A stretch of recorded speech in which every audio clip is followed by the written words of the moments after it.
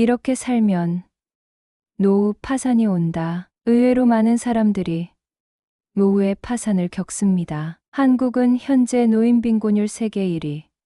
그리고 파산자 4명 중 1명이 노인입니다. 평생을 성실하게 살아왔다고 해서 노후까지 평온하리란 보장은 없습니다. 그리고 더 큰 문제는 그 파산의 씨앗이 지금 심어지고 있다는 겁니다. 만약 당신도 모르는 사이 이를 실행하고 있을 수도 있을 것입니다. 지금부터 노후를 무너뜨릴 수 있는 예를 들어보겠습니다. 첫 번째, 황혼이혼. 경제적 붕괴를 가져옵니다. 황혼이혼은 정서적 붕괴와 경제적 붕괴를 동시에 부릅니다. 100세 시대. 우리는 배우자와 30년, 40년을 더 함께 살아가야 합니다. 그런데 통계청에 따르면 황혼이혼은 지난 20년 사이에 2배 증가했고, 이제는 전체 이혼의 33%를 차지할 정도로 흔한 일이 되었습니다. 이혼은 단지 감정의 끝이 아니라 노후 재산의 절반이 증발하는 사건입니다. 연금은 나뉘고 주거는 따로 필요하며 정서는 회복되지 않습니다. 그리고 의외로 이혼을 먼저 요구하는 쪽은 오랫동안 참아온 아내인 경우가 많습니다. 문제의 핵심은 대화 부족, 역할 충돌, 생활의 간극입니다. 현역 시절에는 덮어두었던 갈등이 은퇴 후 하루 24시간을 함께 보내면서 마침내 폭발하는 것입니다. 함께할 취미나 일상의 분담, 갈등의 대화법을 미리 준비하셔야 합니다. 지금 배우자와의 좋은 관계가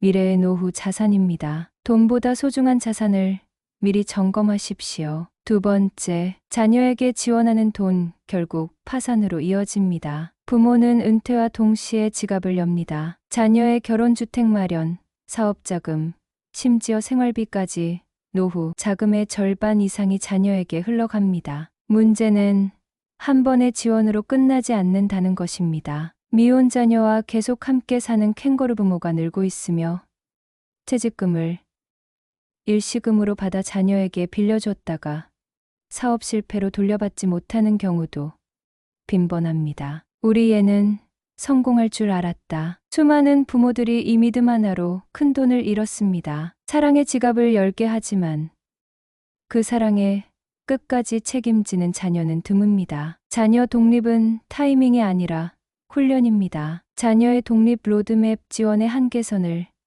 미리 설정해야 합니다. 이를 반드시 지켜야만 부모의 삶이 무너지지 않습니다. 자녀의 실패가 부모의 파산으로 번지는 일은 무조건 막아야 합니다. 두 번째, 은퇴 후 창업. 자신감이 파멸의 지름길이었다. 퇴직하면 작은 가게나 하나 해볼까? 이렇게 생각해 본 적 있다면 이미 실패 확률 80%의 게임에 발을 들인 것입니다. 60대 창업 성공률은 고작 20%입니다. 게다가 요즘은 청년, 경단녀, 중장년까지 창업 시장에 대거 몰리며 경쟁은 갈수록 치열해지고 있습니다. 은퇴 후 창업이 특히 위험한 이유는 실패하더라도 다시 직장에 복귀하거나 안정된 수입원을 회복할 시간이 거의 없다는 점입니다. 현역 시절이라면 실패 후 재도전이 가능하지만 50대, 60대 이후에는 그마저도 어려워집니다. 많은 이들이 내가 30년간 해온 일이니 잘할 수 있다고 믿습니다. 하지만 일을 잘하는 것과 그 일을 사업으로 성공시키는 것은 전혀 다른 이야기입니다. 창업은 열정뿐 아니라 전문성, 시장 분석, 경영 감각이라는 전혀 다른 능력을 요구하는 싸움입니다. 50대, 60대 퇴직금은 도전의 자금이 아니라 노후를 지키는 생존 자금입니다. 절대 섞어 쓰지 마십시오. 세 번째, 사기꾼의 한마디. 노후가 날아간다. 사기꾼은 단지 어리숙한 사람만을 노리지 않습니다. 목돈을 쥔 사람, 불안을 안고 있는 사람에게 더 주목합니다. 그래서 가장 많은 피해자가 50대, 60대입니다. 퇴직금은 들어왔지만 정기 수입은 줄어들고 자녀와 부모 노후까지 챙겨야 하니 이 돈은 어떻게든 불려야 한다는 조급함이 생기기 마련입니다. 그리고 바로 그 심리의 틈을 사기꾼은 놓치지 않습니다. 이들은 고수익을 약속하고 시간이 없다며 결정을 재촉하며 신뢰를 얻기 위해 VIP 정보라는 말까지 덧붙입니다. 하지만 반드시 기억하십시오. 빨리 결정하라 말하는 건 언제나 가짜입니다. 투자 제안을 받았다면 반드시 시간을 두세요. 돈을 지키는 건 언제난 빠른 선택이 아니라 시간을 늦추는 용기입니다. 지금이 마지막 기회라는 말에 평생 모은